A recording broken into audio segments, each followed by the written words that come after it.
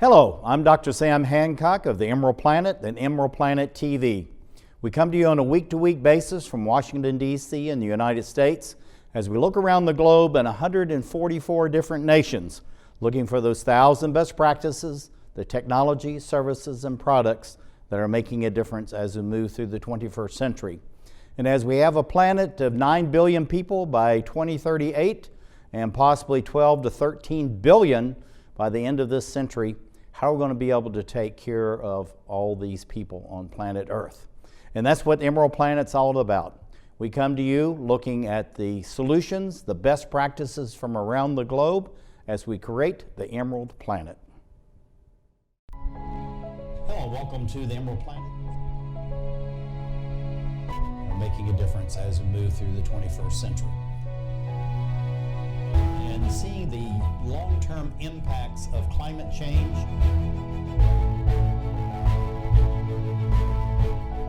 We're glad to have you. Thank you for being with us. Hello, and thank you for being with us on the EmeraldPlanet TV. As you know, we come to you on a week-to-week basis from Washington, D.C. in the United States. And we're talking about the nation of China and the impact it's having on the world environment, as well as on its own people and everything that happens within China itself. And I have a gentleman sitting right beside me. This is Dr. Peng He. He is the president of the International Fund for China's Environment, IFCE. He's been on Emerald Planet before, and welcome back. Thank you. It's always good to have you, and I know you've been spending a lot of time in China over these last few years, but actually you're the real pioneer, and I keep saying that to you and to other people I introduce you to, as far as the nonprofits, the NGOs in China looking at the environment. So looking at yourself, what compelled you to take this giant step in China almost 20 years ago to found IFCE and say, we're going to do something different for the environment in China? Mainly is passionate to the environment and passionate to China. I was originally from China, but get my graduate study in the U.S. and learn the history of environmental improvement in the U.S. So I want to transfer this experience to China to help improve the life quality of the people in China. I think it's absolutely fantastic. And the thing that I've been most impressed with the years that I've known you, when we were introduced by the ambassador from the Chinese embassy, I want to throw that in because this has turned out to be a very good relationship.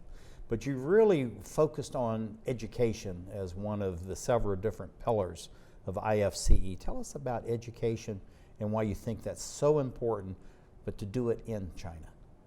Yeah, that's also from experience of the U.S. and the environmental movement actually is from grassroots here in these countries, but China is a little bit different. So environmental awareness is quite low when we started 20 or 23 years ago. Mm-hmm. So we think awareness is very important. It's to make the policy more smooth and more fully implemented. So we think awareness, capacity, public capacity is one of the key elements of environmental protection. Mm-hmm. Now, looking at the people in these seminars, I've been very impressed by the numbers of people involved. You can tell they're very attentive to the instructions, and I've been in some of these seminars because I've traveled with you in China, and it's amazing. I mean, they're almost just like human sponges, just trying to get every bit of information possible. And then they really go out and they try to implement it almost as soon as possible. How do you identify the people that come into your seminars? Mainly we have focus group. We identify the group like students from colleges, from high schools. Then we identify the women's group. We have partnered with the China Women's Federation, the Shanxi Women's group. So it's family based, and children and women youth is target. That's a targeting group. Mm-hmm. Now, looking at going on site, this is one of the things I found very interesting, and when I go back to China, I want to do more of this, is on-site evaluation tours that you set up at some of the power plants, even at the cement plants, the syngas production facility that we visited. This is very useful and very helpful to understand the changes that are happening in China. How did you come on this idea of having these tours? You do them quite frequently. Yeah, I think I want to bridge. IFCE means it's a bridge for the U.S. and China environmental exchanges. I want to bring more U.S. people to see the changes, the efforts, and the challenges the people in China are facing in environmental and energy issues. So I want to bring as many as possible delegation to there, let them see and use chopsticks, whatever to feel and the changes, and so how then they can figure out what's the way they can help. They can play a role in the largest market in China, environmental market in the worldwide. Well, also too, one of the things that I found very interesting is you were actually working with the employees in these various factories, plants, even on the farms. We went to, a pig farm and, converting the manure into renewable energy. So when you're talking to the presidents and the leaders of these companies, what is their feedback as far as having this education on site to their own employees?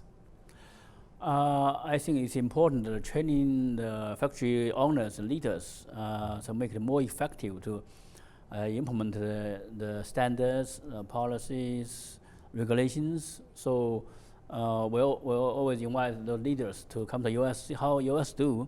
So once they learn the process and the procedures and available technologies, they can apply it to their own problems. So one of the key segments is factory leaders and industrial leaders. We invite them many times from different industries, different factories and different regions. So they come to US very frequently.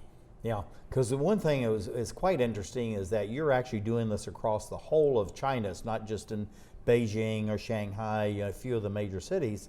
We were visiting villages of, maybe 50, 100 families, which you think would not even exist in China, but there's, thousands of these out there.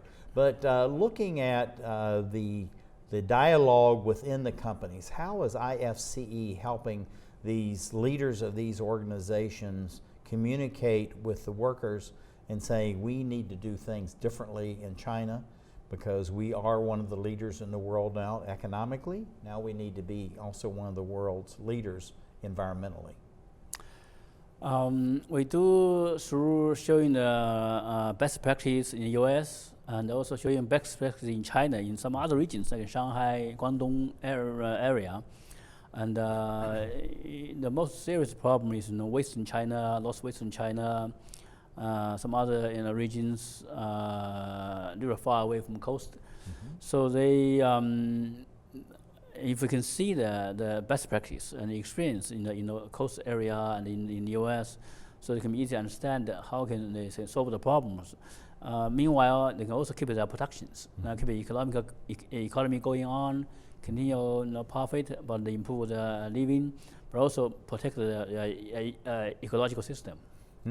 But the interesting thing about it is, you're improving the profits of these, private corporations. You're helping state-owned organizations in many different ways as far as when they're selling, but also you're helping them to reduce their cost, which is really that hidden benefit that many people don't even think about. Lowering your cost, and so that you can bring more profit and bring more earnings to the workers, correct?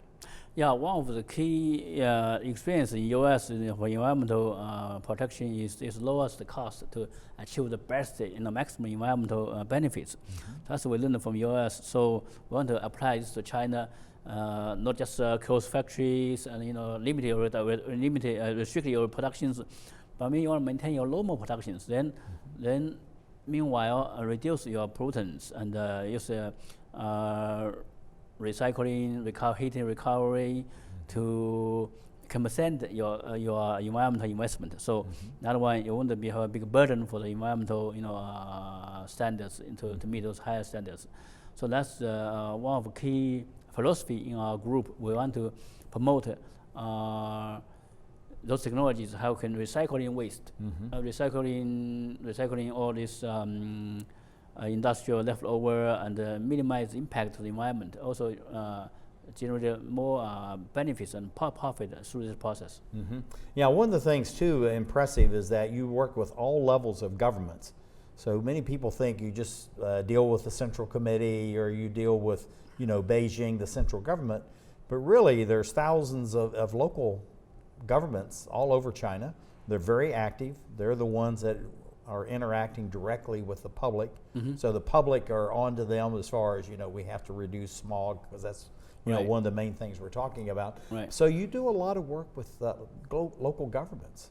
Yeah, we have three main functions. IFCE, one is policy advising, advising in general strategic of the environmental and the climate changes to the central government. And for technologies, we're working with more companies, also local government, dealing with directly environmental issues. And third one is also capacity and education. Last couple of years, we're working in Xuzhou to abating the smog issues, very serious smog issues, smog problems. We identified white plum is after the wet desulfurization process. Come out white smoke is one of the main reason to why the government has spent so much time and so much funding to control still the effects not as people expected. So because this the side effects of the wet moistures. So we want to take this moisture out of this smoke, white plum. So in Xuzhou, we did a demo project in Xuzhou last year, and we dealt with 10 big power plants. And you're addressing the plume that's actually coming out of the smokestacks, right? To make that dry, or even just totally remove it. Totally remove the moisture from emission. So the moisture is cause the main serious smog breakout. That's the main reason we identified. But still, a lot of people in China not recognize it yet. So we want to do the demo. So Ministry of Science, recommended us to go to city and do a demo and find our best technologies. So we're still working on that. It's still not completely solution yet, but that's the first step to address this issue. Now, going to these seminars, you're doing it with the local and central government, in other words, local governments up to the central government. You're working with the business owners, private organizations. You've been working with the NGOs and also with the local government officials. So is there a common thread, just like the seminar you're presenting right here, is there a common thread that you're running through all of this? Local government, central government, NGOs, private companies, so everybody's getting the same message, how we need to progress in change in China? Not yet.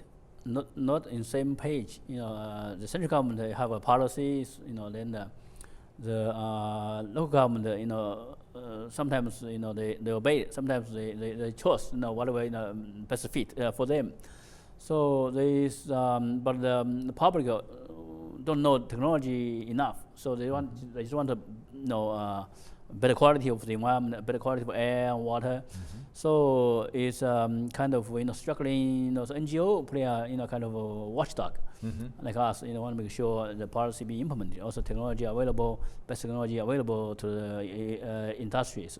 So these three group need to be more working more closely, but right now still a little bit gap between each other. Got it. Last question, 15 seconds, so you got to be quick. What do you see for this pace accelerating as far as bringing these three main groups together in the next 5, 10, and 15 years? They got to be quick. I think there is a big potential for that because the problem is real, challenge is real.